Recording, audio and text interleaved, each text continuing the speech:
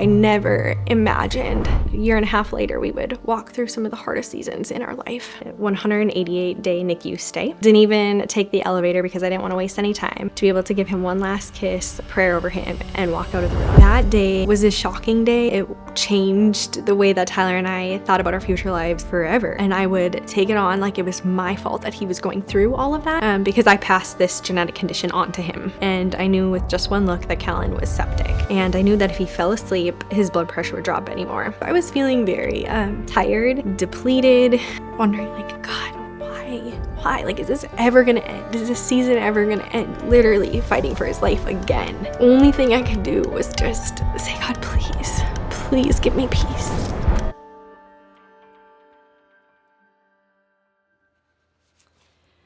Tyler, I love you. You are my person and I promise to be yours. I am so blessed that the Lord placed you in my life. Thank you for leading us in a relationship of purity. It has been so challenging, but today we get to reap the benefits of that. So Tyler Matthew Loch, I vow to be your partner in conflict and your ally in parenthood, Lord willing. I vow to be your biggest fan and come alongside you in your dreams. I vow to submit to you willingly and grow to respect you genuinely each and every day. I vow to never give up on us during the challenges of life. I vow to put the Lord before you every day of my life, knowing that He is for us and will never let us fail. I vow to choose happiness and joy through all that we will face. I vow to try to fill your needs each and every day, putting yours above mine and never demanding my rights. I vow to worship the Lord with you and spend time in His presence with you daily. I vow to look you in the eyes and listen to you attentively. I vow to be a fervent admirer of you. I will continue to love you and learn about you until the day that I take my last breath. Tyler, you are my person and you will always be my person. I love you.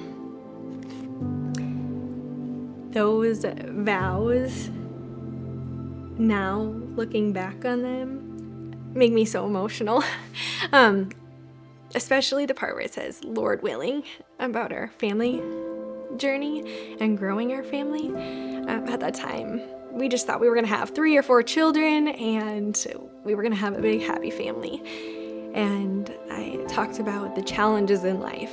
And I think when I wrote those, I was thinking like finances or moving, trying to raise children in the right way to go. I never imagined that a year and a half later, we would walk through some of the hardest seasons in our life. In June of 2017, we would get a call from my mother-in-law that my father-in-law, John, was just diagnosed with a glioblastoma, which is a very aggressive malignant brain tumor. We would dive right alongside of him and going with him to his first surgery on his brain, and he would start radiation from there. My mother-in-law was so worried during the time that with all the stress of this, that something was going to happen with our pregnancy. Well, lo and behold, I ended up with preeclampsia, not related, but that would lead me to be induced 3 weeks later, and our firstborn son, Callan, was born. He was with us in the postpartum room for 5 hours. And when the doctor came in to do their routine check on him, they found that he had a 93-degree body temperature and a glucose reading of 13. He was rushed to the NICU, and we were just left with our heads spinning. How could our father-in-law, my husband's dad, have a brain tumor and this be going on with our son? We were so young and so oblivious to all that was going to come. And we just sat there waiting for answers, unsure what was going to happen with him. 4 days later, we would be at home kind of regathering our things. Callan's still in the hospital, and we would get a call from the neonatologist at the time, and he would begin to ask some really hard questions and voice his concern that there was something deeper going on with Callan. He would ask, Kendra, did you drink during your pregnancy? Did you do any drugs during your pregnancy? And I remember just sobbing at the time and saying, I didn't even eat any lunch meat, like let alone do anything like that. So from there, Callan was transferred, and he was transferred to a hospital that was about an hour away from our house in Minneapolis. And he would go on to have a 188-day NICU stay.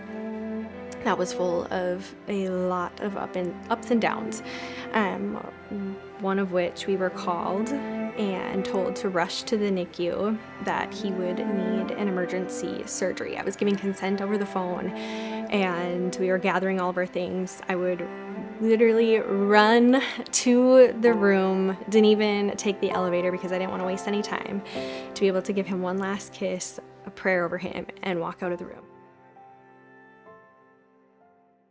Another really hard moment during the NICU journey was when I found out that I was the genetic carrier of Callan's condition. I would find out that there was a 1 in 4 chance that with every pregnancy, there would be another possibility of having a kiddo like Callan. And that day was a shocking day. It changed the way that Tyler and I thought about our future lives forever. I grieved over and over again what our family building journey would look like and if we would go on to have any other children. I would also grieve every single surgery, every single illness, every single poke that Callan would have, and I would take it on like it was my fault that he was going through all of that because I passed this genetic condition on to him. It would be January of 2024. Callan would be healing from a double hip surgery, and Callan's immune system is very sensitive, and he's immunocompromised, and after a big illness or after a big surgery, your body is even more compromised. And we would send him back to school in January, and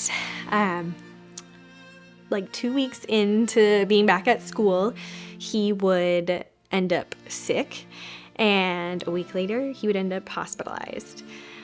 2 weeks after that illness, he would get sick with influenza. 4 days later, he'd be hospitalized again. We were 10 days out from that round of hospitalizations and antibiotics when he would wake up one morning, and I knew with just one look that Callan was septic. We would call 911, and I would ride in the ambulance with him down to Masonic like I have every other time before. And I remember just sitting next to him, holding his hand, trying to keep him alert and awake because his blood pressure was slowly dropping. They weren't able to place a line, and I knew that if he fell asleep, his blood pressure would drop anymore.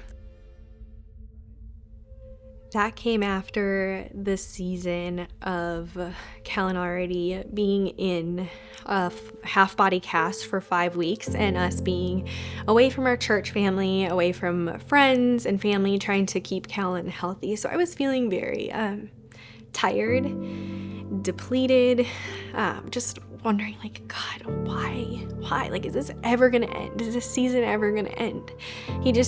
He's finally not in this excruciating pain anymore from this surgery. And now here we are, and he is literally fighting for his life again. I remember the only thing I could do was just say, God, please give me peace. Just give me peace in this. I knew that even if there is the song, Even If, and that was like my anthem, because even if these things didn't come true here on earth, I knew that those promises were still true in heaven. And with those hard moments, I was able to just give them to God because he can handle it.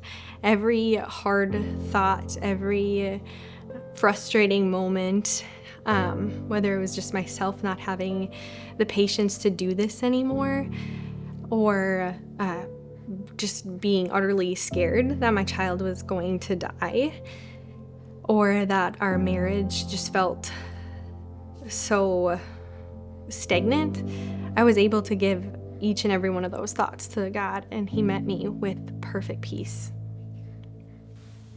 One day on our way home from Arden Hills, another long day in the NICU, I was just about to close my eyes and rest just like I did every other day on our way home. And I heard a very audible voice. There was no denying it. It was not my husband next to me. And I was very taken back by what was being spoken to me. I was surprised that what God was speaking to me was not about my son or about my father-in-law. It was about something totally different instead.